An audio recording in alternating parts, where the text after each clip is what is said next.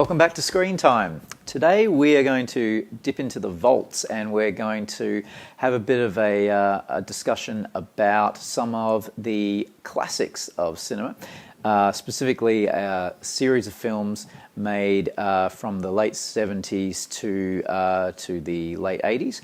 The Superman series, the original series, first started in 1978.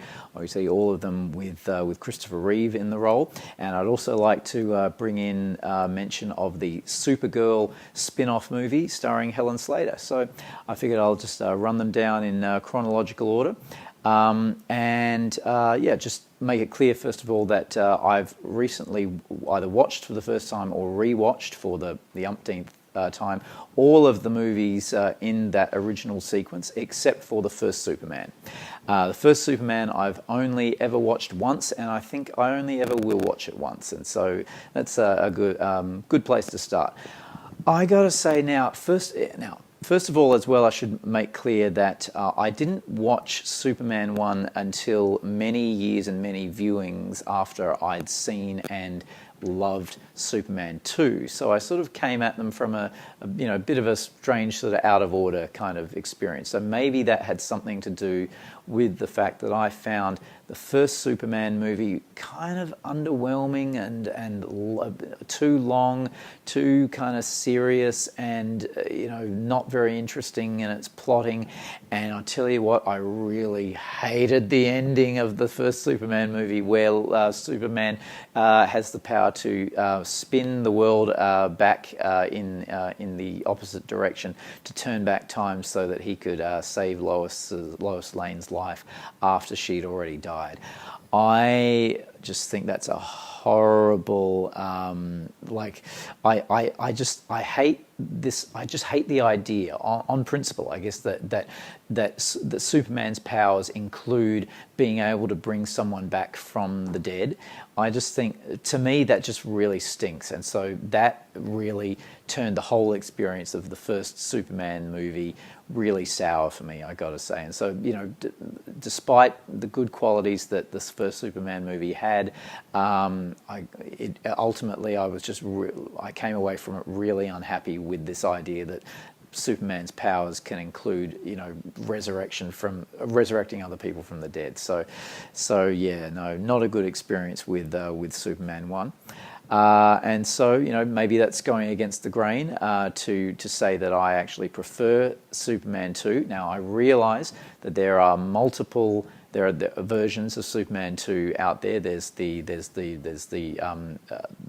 theatrical version that came out in 1980 and 1981, and then there's the Richard Donner cut that was reconstructed closer to the original director's wishes, that was released, I think, just a few years ago now. I haven't seen the alternate version. I haven't seen the reconstructed Richard Donner cut. I've read about some of the changes and differences that are in the film, and I've decided I don't think I want to see that alternate version, so I haven't seen it. I do like Superman 2. I like the kind of the amount of humour that's in it. I agree it does go too far with some of the slapstick towards the end of the film, but I think Terence Stamp is a great super villain. I think his two sort of cohorts and sidekicks are great fun. I think Christopher Reeve and Margot Kidder are as excellent as they were in the first film, maybe even better. It's just, Superman 2 is just a really excellent, fun experience. It's not, all that deep. It's not all that kind of complex in its plotting, and there are elements of it that are kind of ridiculous, like Clark Kent hiking, having lost his superpowers, having to hike all the way back to his Arctic home in order to try to reverse the process. It's kind of ridiculous, but hey, it's a superhero movie in an era when there weren't very many superhero movies at all. And so, I'm definitely happy to report that I'm still very positive about Superman 2, much more than Superman 1. Superman 3, on the other hand, look, I'd read a lot about how Superman 3 was a real sort of bad move on the part of the director Richard Lester, and a real sort of the low point in the series history. And I got to say, yeah, it maybe wasn't quite as bad as I'd feared, but it certainly is nowhere near up to the standard of Superman 2. And Superman 1, I think, absolutely is better than number 3. I didn't even mind the big, elaborate, kind of complicated slapstick opening, like under the credits at the beginning of the film. But I think that I would agree with people who say Richard Pryor is not a great fit for the Superman universe, and his brand of comedy just kind of doesn't really gel with the film. And it's not, I don't think it's funny enough in itself to really justify his presence in the movie. And the ultimate villain, you know, played by Robert Vaughn, and he's not that strong as a character. His scheme isn't all that interesting. It's kind of cool that he has a skyscraper on which there is a ski slope on the top of the skyscraper. That's kind of a cool idea and an interesting bit of design. But having them turn that into like a gag where Richard Pryor's character manages to ski over the edge of the building and land on the side of the glass side of the tower and ski all the way down to the ground and not injure himself in any major way. Yeah, that kind of, I think, is a pretty kind of solid symbol of where the series was kind of tripping up and sort of erring and going a bit wrong. So Superman 3, yeah, pretty much as disappointing as I'd heard it was going to be. But look, there are some good things in it. Annette O'Toole, I think, is a very good actress. She plays Lana Lang in the film.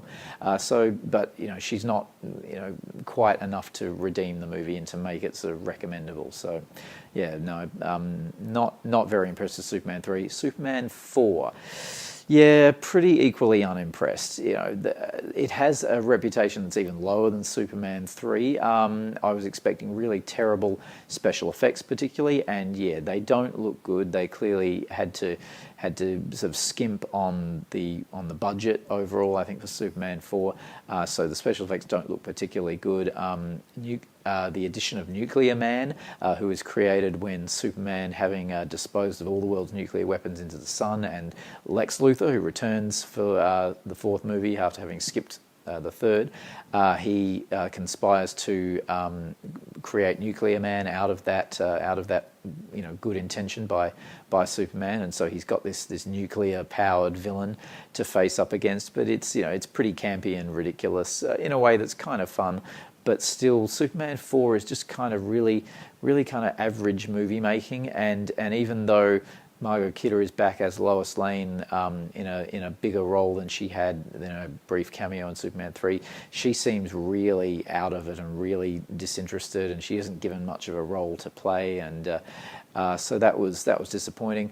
Christopher Reeve is pretty okay in the role still as Superman. You know, nothing wrong with his performance.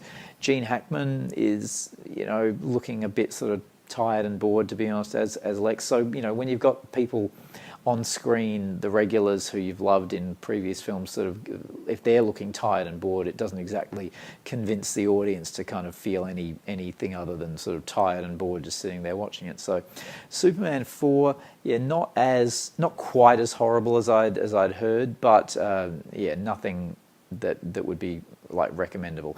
And then, you know, that's even aside from the ending, one of the things that happens in the end of the film, where Superman, with perfectly good intentions, delivers Lex Luthor's nephew into the care of a boys' home or a boys' school run by a Catholic priest.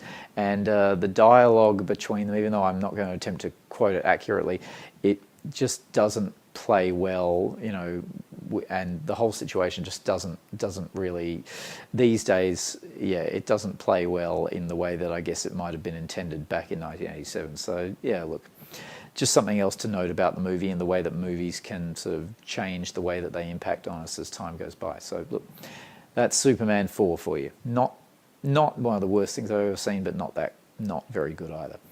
On the other hand, now this is backtracking in time a bit. Supergirl came out in 1984 between Superman's 3 and 4. It was from the same the producer who had the rights at the time, the Soul Kind company, and Helen Slater was cast as Supergirl. Also in the cast you had Peter O'Toole and Mia Farrow and Faye Dunaway as the villainess, and Brenda Vaccaro as the villainess, as kind of offsider, and even Hart Bochner, who may not be a name that you know, but he played the guy. He was in the cast of Die Hard. I can't remember his character's name, but he was the one who, anyway, Hart Bochner from the cast of Die Hard, and who plays the guy who the villainess wants him to fall in love with her, but he ends up falling in love with Supergirl because of the villainess's spell that goes wrong. Anyway, Supergirl is just a big, strange, silly film that I think is just a really underrated and really enjoyable movie for what it is. Definitely much more worth watching than either Superman 3 or 4, and I would actually recommend it more than I would Superman 1. You know, it's not great. It doesn't have a great script. It's got whole scenes that are kind of silly and ridiculous, just in a bad way. And by the time the climax kind of comes around, it's just sort of turned into a kind of a bit of a mess. But it's a fun mess.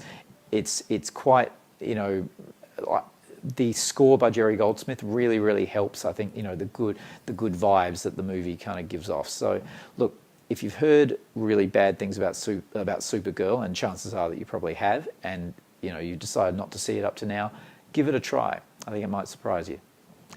So that would be my rundown on the initial series of Superman movies made in the 70s and 80s. And it's been, even though I think they are of variable quality, I think it's been a lot of fun recalling them for you today. Thanks a lot. See you next time.